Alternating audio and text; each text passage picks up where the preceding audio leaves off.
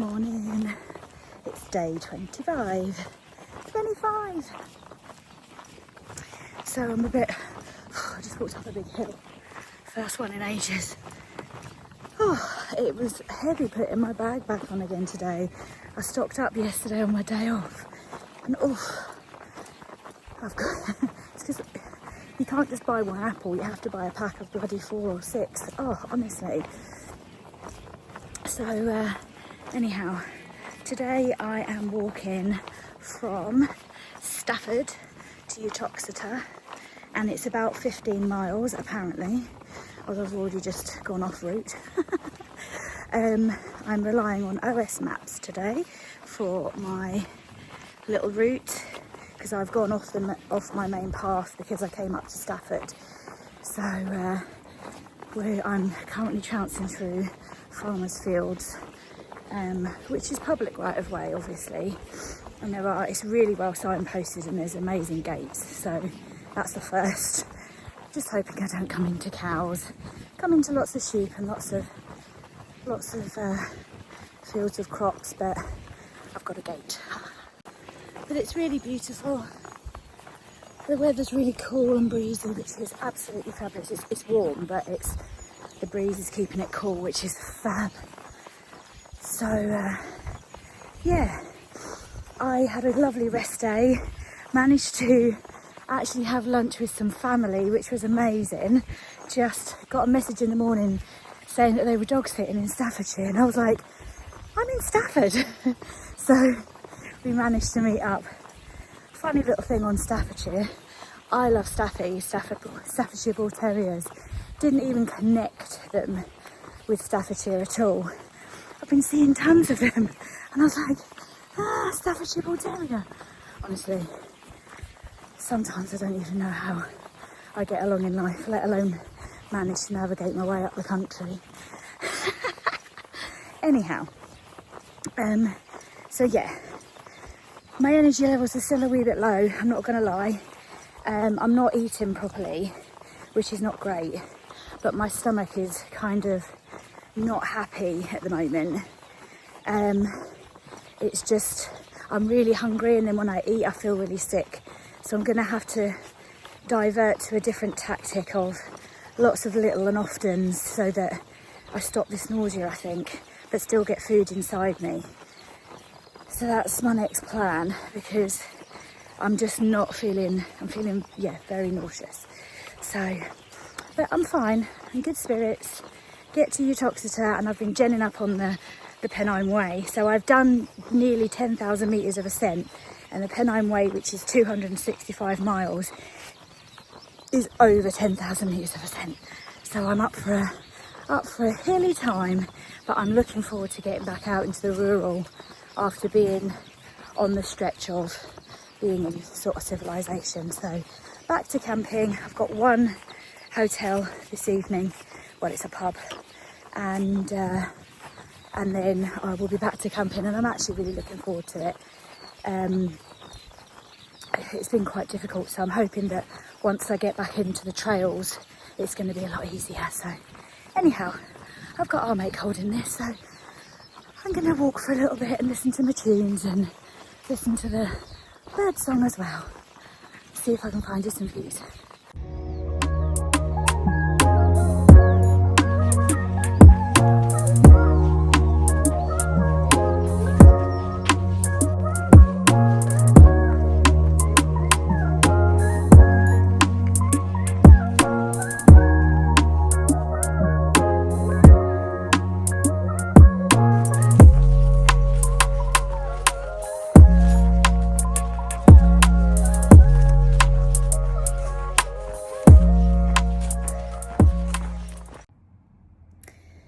So I didn't record very much today because the path was just... So I started off in Stafford, and it sort of took me on a rural route to start with, which was great because it took me away from the main road, and it was lovely. I was passing through farmers' fields, and it was really well signposted. The public paths were really obvious. And then I ended up walking through fields and fields and fields of like barley or like hay or something, which was a bit stingy in places. And then it just went from bad to worse, and I ended up chomping across a field, which ended up with cows. And then I just wasn't in the mood for them today. So I basically got in the field and just went, "Not today, leave me alone." And they just like looked at me and like followed me for a bit, and then I just ignored them. I just thought, I'm just going to ignore them and just keep walking really steadily. I didn't have far to go to get to the gate, and I'd climbed another gate so that I had the shortest possible route with them, and they did leave me alone. Then I got the other side of the gate, and it was thick, complete and utter brambles and stinging nettles and a path that just wasn't clear. And then I went for a field of Highland cows. They were fine. They didn't even bat an eyelid. They don't care. And then a load of sheep. And then I just thought, right, okay. And it put me back onto the road, which wasn't ideal. But it was going to then take me back off to farmers' fields again. And I just thought, no, I'm not doing this. So I just stayed on the road. I just thought I'd rather get run over than be killed by a cow. So I stayed on the road, and it was fine. It was like about 5 miles of an A road. Most of it had like verge. So I just stuck my head down and just, yeah. So I'm in Uttoxeter, and I'm in a beautiful hotel room. Well, it's not a hotel, it's above a pub. But it's a beautiful room, and my daddy bought it for me for my birthday. So my last night before I go to a campsite again tomorrow. So tomorrow I am heading much towards rural again, and I am making my way, as I say, to the peaks. And I am driving myself into an absolute tizzy about the route. I've got a route, but it doesn't look quite right. So I've been sort of having a look at different ways. But I'm just going to take it day by day again, because otherwise I'm going to end up driving myself insane. So I'm going to go to my campsite tomorrow. Fun story for the tales from the trail.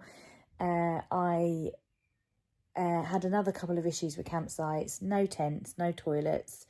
Yeah, it's just a bloody nightmare. And then I saw one that was a holiday park. So I rang them and they said, "Oh no, you need to speak to head office." So I rang head office, and this gentleman answered the phone, and he said, I said, "Oh, do you take tents? Because I'm doing a charity walk and I'm a solo walker, and I just need somewhere safe to put my tent." And he said, "What's your name?" I was like, "Joe." And he was like, "Hi Joe, it's Matt." I used to work with Matt in my old job in Nationwide, which is just mad. Like, we're talking back in like late 90s, early 2000s. And obviously we've stayed in touch, you know, via social media. And he's been seeing my story. What on earth? Yeah, crazy. So yeah, that was fun. So yeah, tomorrow hopefully I go back out into the rural stuff. But I've eaten better today. I have a beautiful room to sleep in. I'm sorry that I didn't record very much today, but there was literally nothing to show you. So it's a bit of a boring video today, sorry. But hopefully tomorrow we'll go on to showing you some lots of lovely rural views. But spirits are rising again. So hopefully another good night's sleep, good breakfast, another good day. And get back in my tent. I'm excited. I forgot to say something really important. Sorry, I should just add this on to the end of my last one. I came out of a field today onto the road, and there was a cafe, and it was like a sort of a roadside cafe, and I was like, "Oh, this is exciting! Somewhere to have something to eat."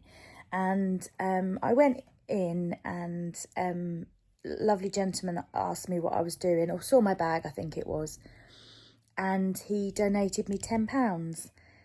which was so lovely. And then he said to the lady, I'll pay for her breakfast. Please add it on to mine.